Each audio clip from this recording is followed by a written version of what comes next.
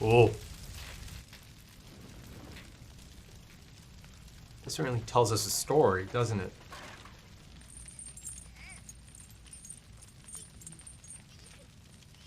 Whoa. Duh. Looks like that's gotta be his wife and kid, right?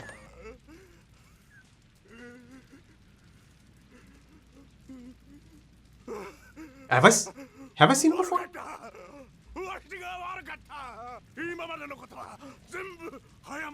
I don't think you have that option, my guy. Right, the chains.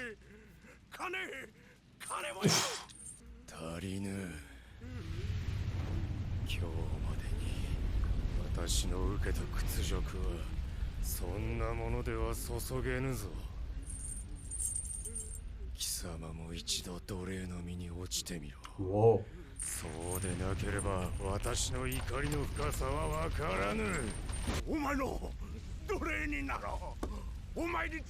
Look at this. Look at this.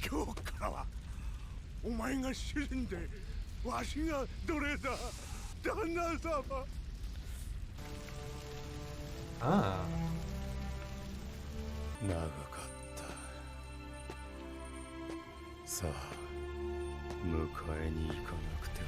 Now I must go get her.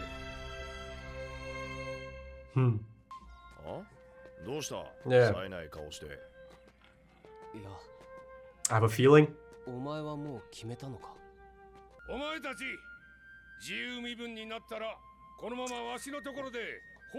That seems like a lifetime ago now, given who's coming for this place.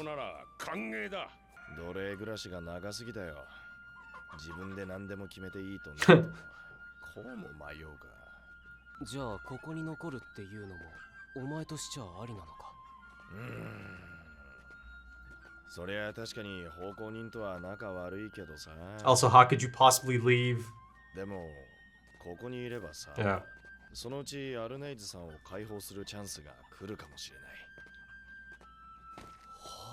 Oh, look at this look on his face.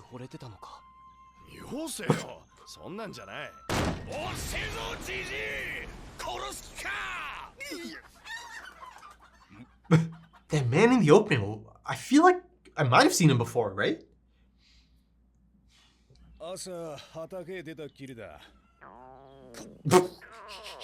This guy.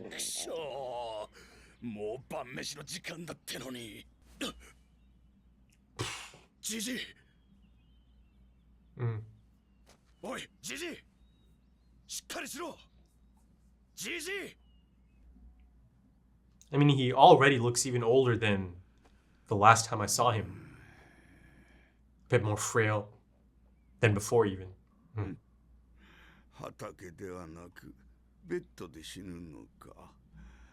I mean,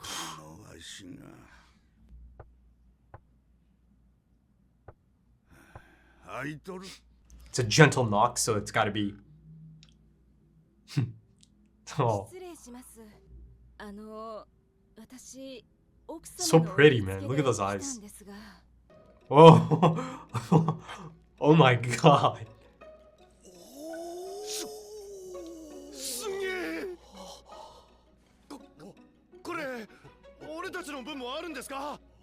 Of course. I'm sure it's fantastic.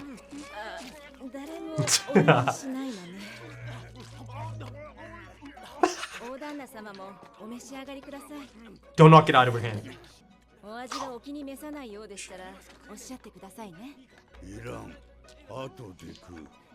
It'll be tough for men like him to accept this type of help.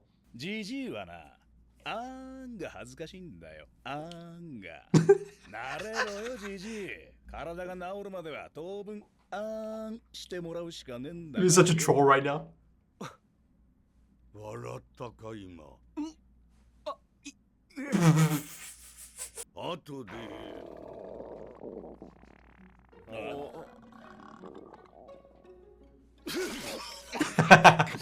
Oh god, this is so wholesome, but dark clouds are approaching. Dark clouds.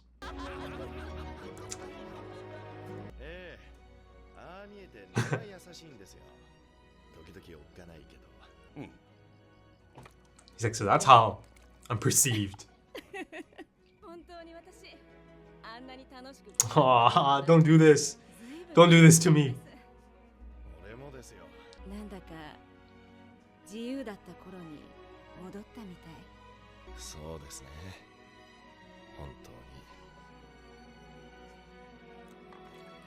Oh.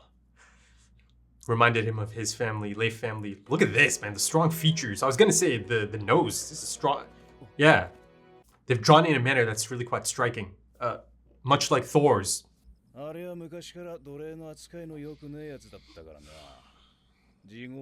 was gonna say, did you see it coming from a mile?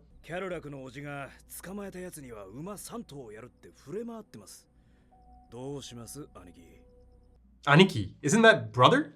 Big brother?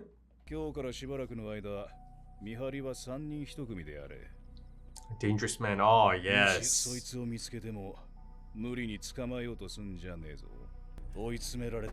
Yes. Dangerous.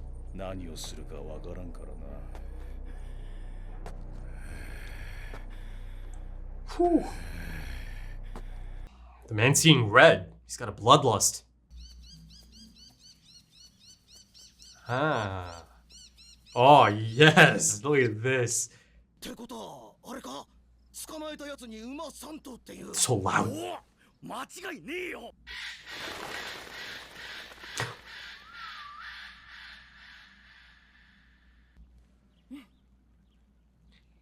Something about the character design just brings a smile to your face. I feel like it is by design as well.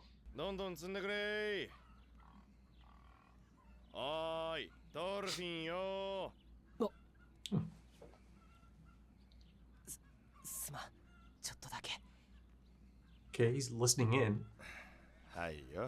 Go on, let's hear a bit of it.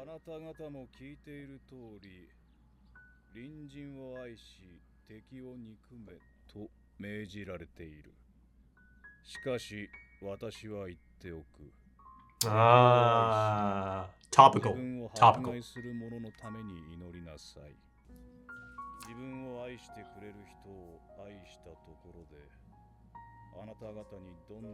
Yeah, this is resonating for sure. Careful, man. Crack a rib doing that.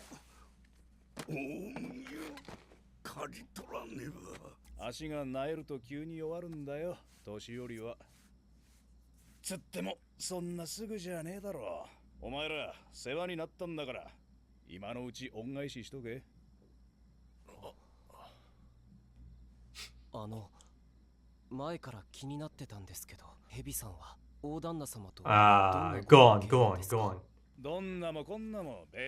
Oh, there's something.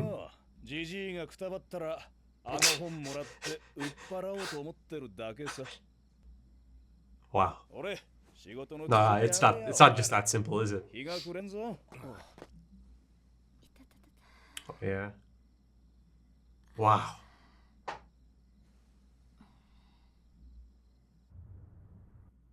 Whoa.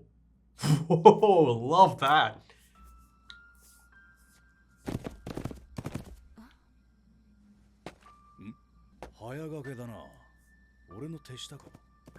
It is not.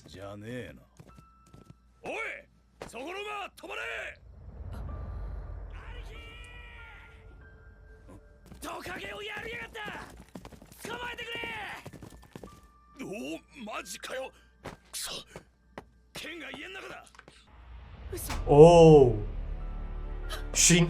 Oh. That's the her he was speaking of. Isn't it? Garter. Oh my god. Oh, is this? My god, this is beautiful stuff, man. Look at this.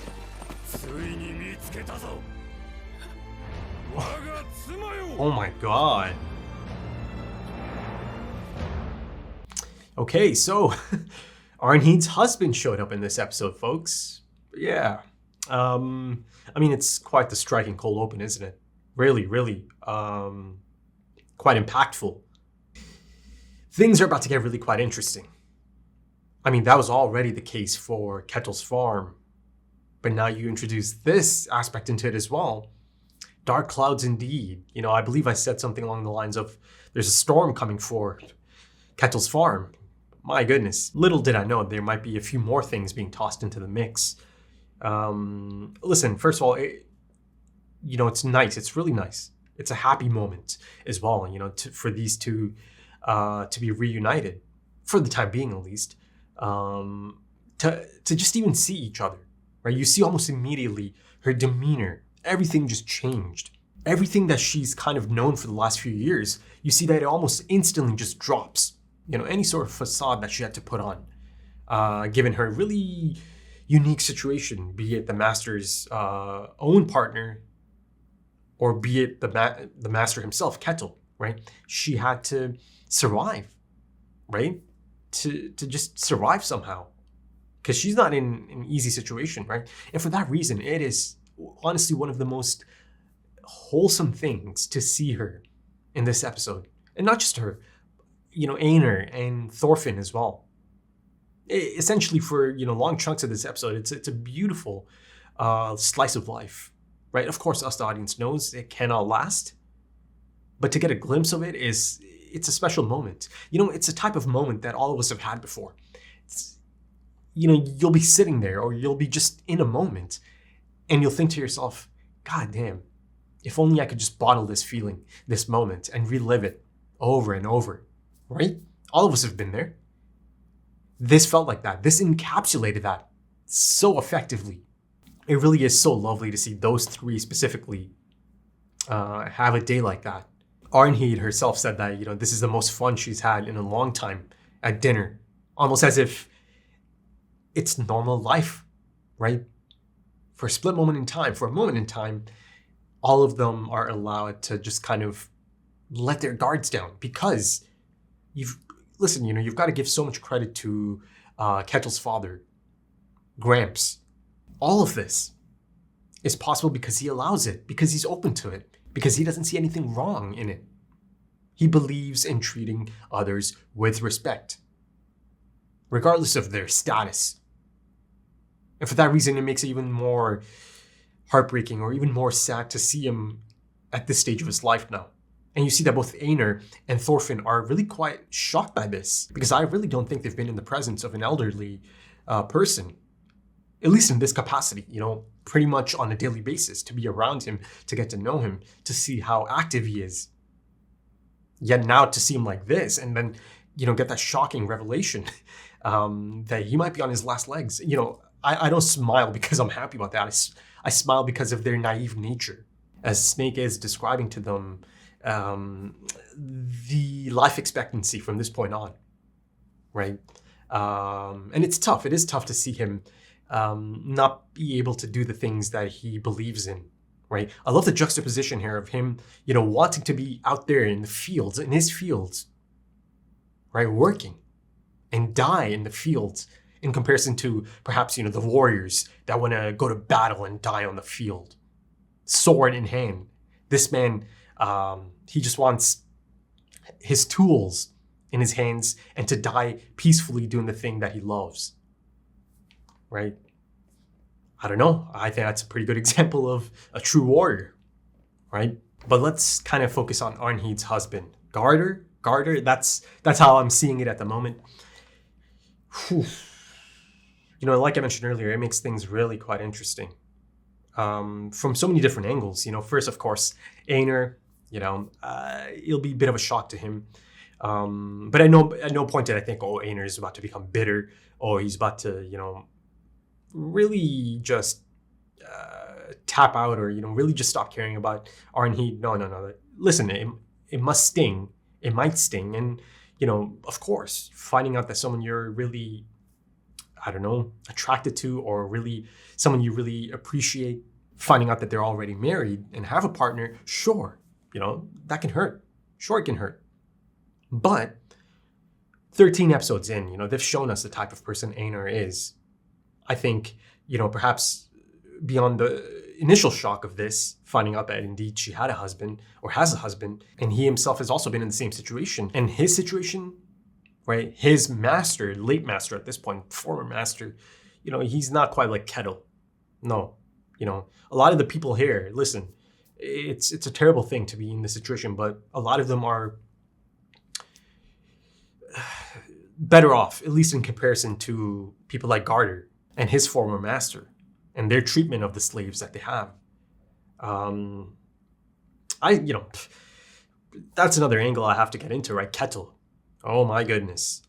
But yeah, I'll get to that. Aner, listen, once the shock is out of his system, he'll still want the best for her, as he's always wanted the best for her, right? It's listen. I mentioned the whole, he's attracted to her, perhaps a little bit.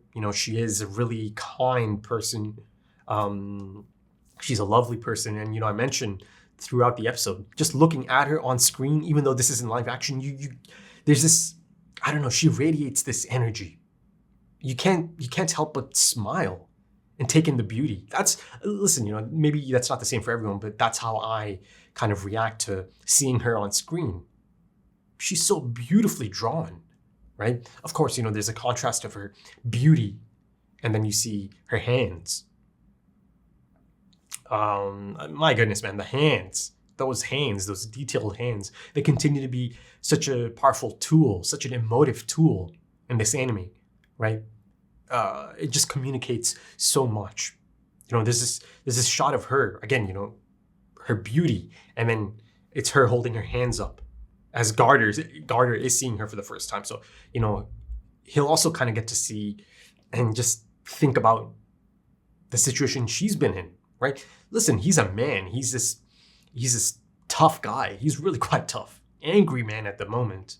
He's quite capable, formidable. But thinking about his wife being in this situation, oh, that must kill him. That must just kill him. And I'm sure I'm about to, see a glimpse into that in the next episode or two, right? I'm not even sure how long this can last, because Snake is out there.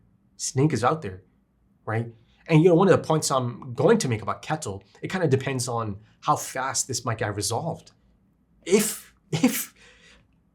he's even standing by the time Kettle comes back, but if he's still around by the time Kettle comes back, oh my God.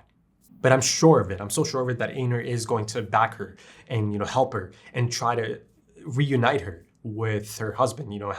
Help her maybe get out of here. That's a tricky bit though, right? That's a tricky bit. But the man himself, the righteous fury of a newly freed man, Garter.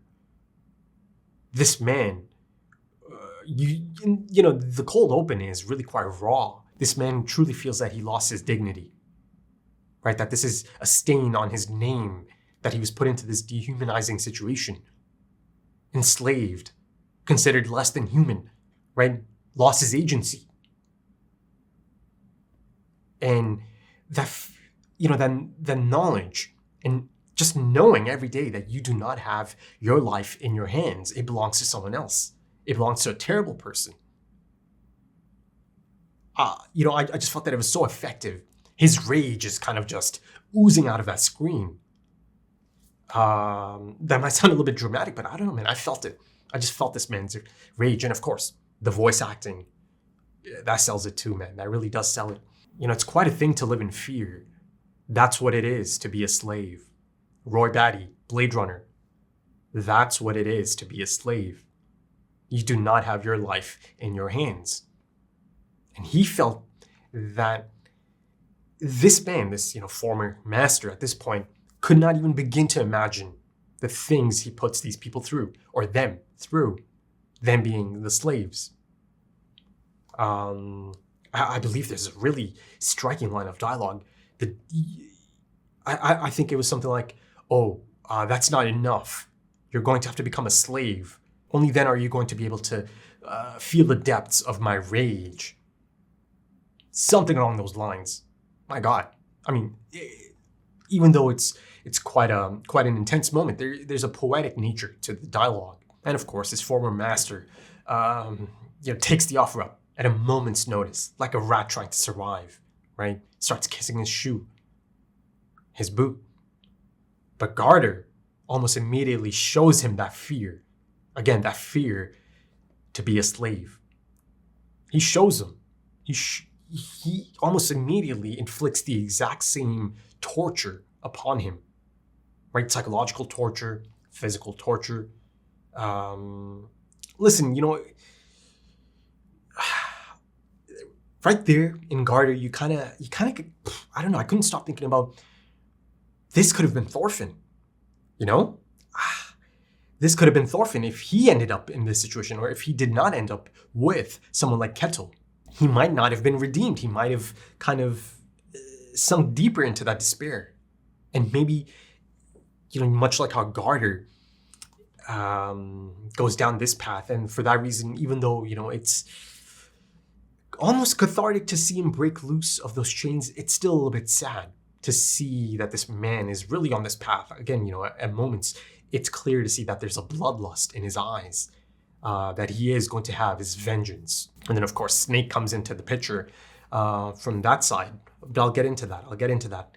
But yeah, it almost feels like this is a depiction, or it's almost showcasing how things could have been for Thorfinn, right? And, he actually looks quite a bit like Einar, if Einar's hair was to grow out a bit, right? Same shade. And that kind of, I suppose that kind of makes sense now. Arnheid was really quite complimentary to Einar, right? And his looks. Makes sense. It reminded her of her husband. But let's get to Snake, because this is a man of principle.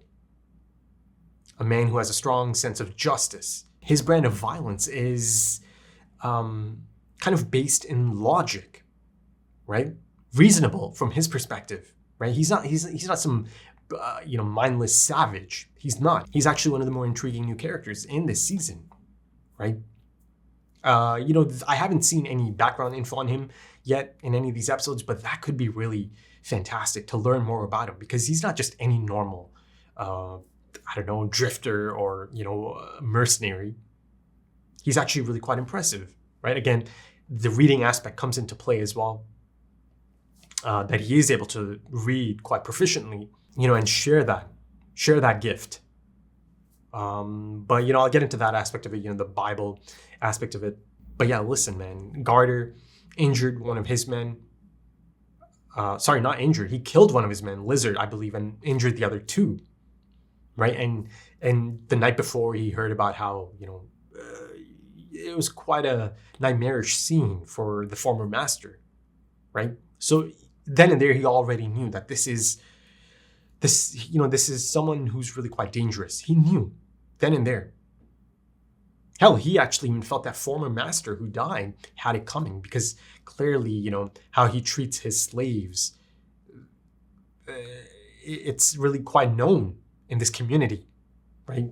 So if Snake is saying he had it coming, Jesus, man. But now it's quite the conundrum. Snake is going to try to take him out, right? And he's not going to allow him to take Arnheid. He's just not, right? He has been hired for a job as well. So yeah, it's one of the few cases, for now at least, until our Canute and his army shows up. This is one of the few rare cases he actually has to do his job, right? And he's quite formidable himself. Quite impressive himself. So, any potential Garter and Snake duel or fight that's about to play out is about to be really quite interesting, to say the least. Quite explosive. It'll be interesting to see how, Einar and Thorfinn react to it. Arnheid. Now, if Garter ends up surviving this, and Kettle shows up, there you have a recipe for a disaster. A disastrous situation could take place, right? This is a possessive man. They made sure to establish that early on. He needs Arnheid, right? He's obsessive. There is simply no chance in hell he could ever allow Arnheid to go. No chance. And here, there's the interesting prospect of seeing a totally different side of Kettle, right, who's been established as this really, gentle, kind-hearted person, though of course he has his own flaws, as I just mentioned. this situation could actually bring out his true self, or a bit more of his true self that's kind of, repressed. Desperate times, desperate measures, or desperate people do desperate things, and he could do desperate things. It'll be interesting to see, man. It'll be interesting to see if he starts to lean into that role of his.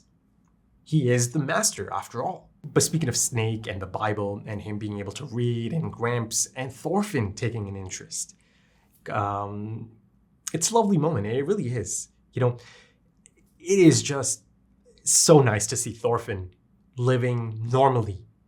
Again, as normal as can be in that situation, but to see him really opening up, laughing in the presence of Gramps because they feel safe around him. They feel that he's made it a safe space for them.